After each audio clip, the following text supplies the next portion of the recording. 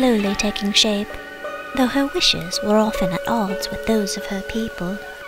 It had occurred to her to auction off the royal jewels and start a fund to pay the cat's restitution.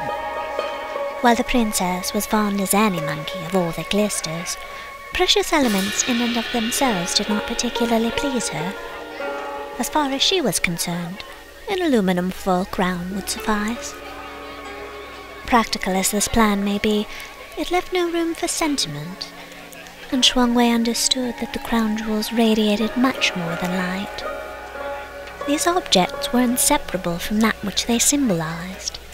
They represented the wealth and power of the land that had yielded them, the very land that gave rise to Monkey Kingdom. Shuangwei recognized that any change, however small, would be difficult to implement were she to discard of the regal trappings.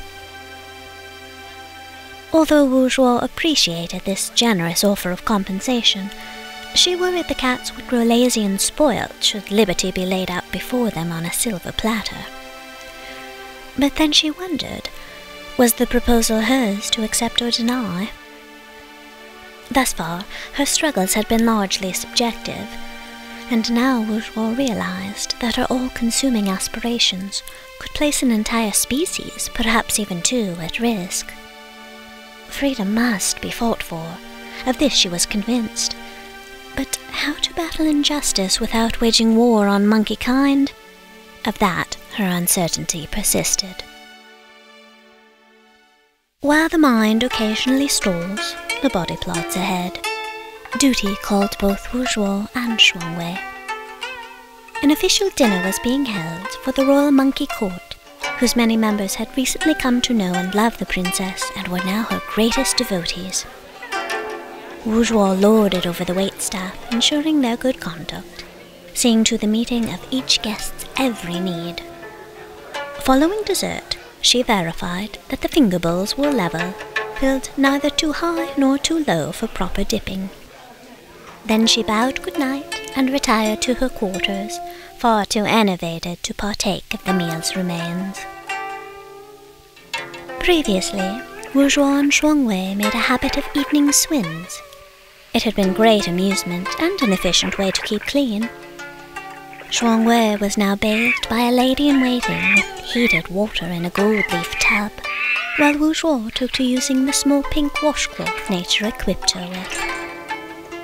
As she flicked away the day's dirt and grime, Wu Zhuo fell into uneasy slumber.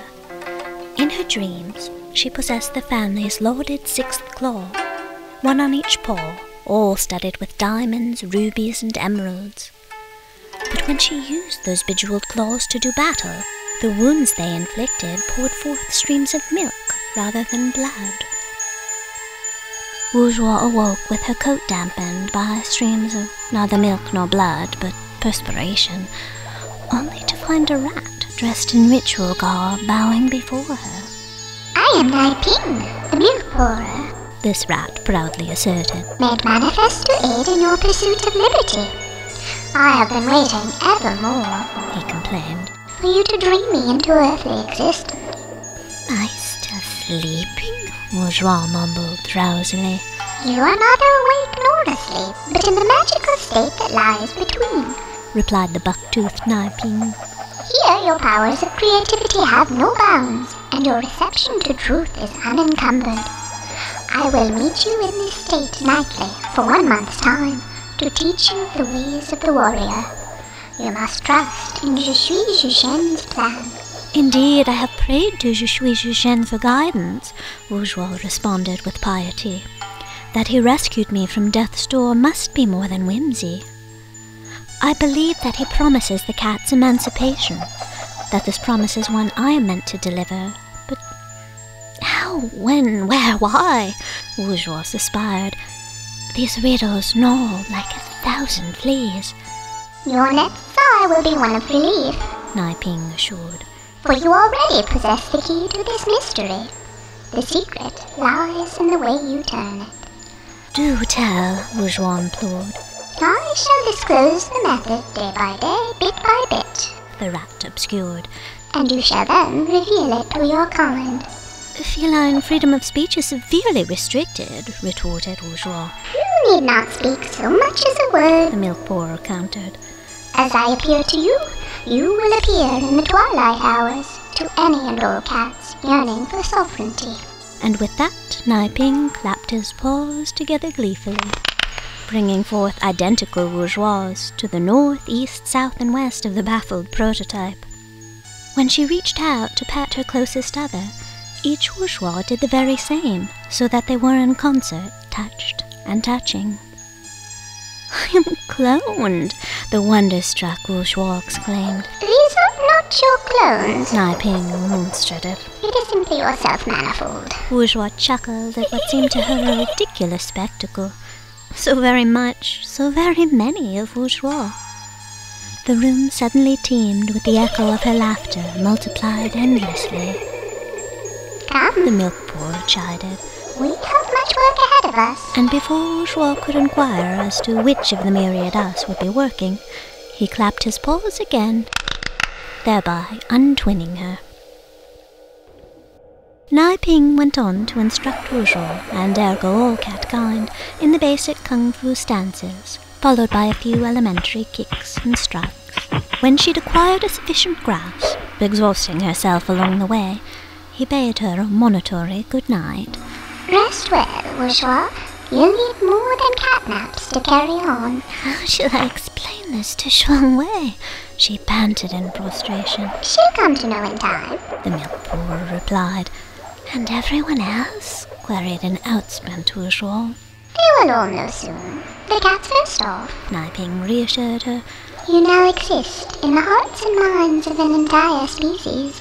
This was more than the fatigued feline could absorb. She sunk into her pillow, arcing her heavy head toward her tail, until her body formed a perfect circle.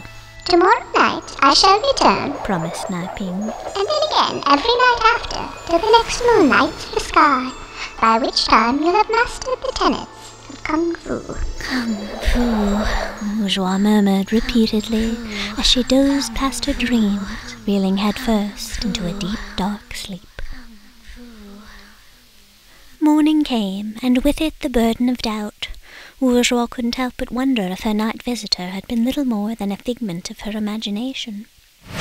By noon, when horns were sounded in Monkey Square, proclaiming a cat-wide quarantine, she understood that Nai Ping did indeed exist outside of and far beyond her. The quarantine was a product of suspicion on the chief medical advisor's part, due to the merely hours-old practice of Kung Fu. When the cats of Monkey City awoke, they were compelled to rehearse the routine imparted to them at twilight, so they congregated in Town Square for this exercise. The court doctor diagnosed what appeared to be a collective fit as an epidemic of St. Vitus dance, and thus declared a state of emergency. Bourgeois took the quarantine as omen, and a favourable one at that. Now the cats could preserve their life force and dedicate it to Kung Fu, rather than wasting it in service to the slothful citizens of Monkey Kingdom. Would the portent come without any doom? Zhishui kept a watchful eye, nay, two, but monkeykind had gods of its own. Gods, yes, and demons too. Trouble came that evening in one of its finest forms. Booyah. Though recent ceremonies had stripped him of most princely privilege, he was still allowed to dwell in the palace. However, it was understood that when the Monkey King passed, Booyah's fate would be determined by Shuangwei. The ex-crown prince, a monkey whose chief concern was fulfillment of base desires, did not anticipate his sister's mercy. His understanding of the world was as such, an eye for an eye, and 2 tails for none. The royal family had cast off its princess because of congenital defect. How then could his bad behavior, a lifelong habit, be forgiven? He was apt to do the worst, and thus he simply assumed it of others. While a show of fraternal support was in order, Booyah arrived at the fortress with sinister plans. The prince carried with him what appeared to be a royal document, a behest from the dying king commanding that Shuangwei appoint her most honourable brother Prime Minister. The paper was in fact a forgery, one quite poorly executed. Shuangwei immediately suspected foul play, but with the fortress in complete upheaval, there was little she could do to deter the family pest. Another